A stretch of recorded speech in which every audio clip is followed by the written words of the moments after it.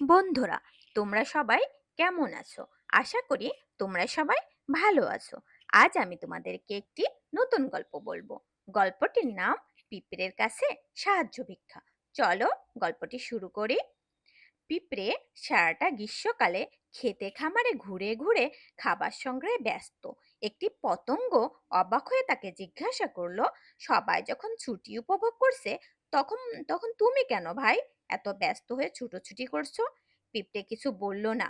সে নিজের কাজ করে যেতে লাগলো। গ্রীষ্ম শেষ, শীত এলো ঘনিয়ে।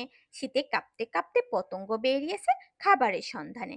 খিদের জ্বালায় প্রাণ তার যায় যায় অবস্থা। কোথাও কিছু না পেয়ে সে এলো পিঁপড়ের কাছে খাবার চাইতে। পিঁপড়ে তখন বলল, আমার মতো তোমারও ছুটির সময় খাবার জোগাড় করে রাখা উচিত ছিল। তোমাকে তাহলে এখন আর খাবার ভিক্ষা চাইতে আমার কাছে আসতে হতো না। বন্ধুরা, এই গল্পটি থেকে আমরা যা শিখতে পারলাম তা হলো প্রাচুর্যের মধ্যেও ভবিষ্যতের সংস্থান করে রাখতে হয়।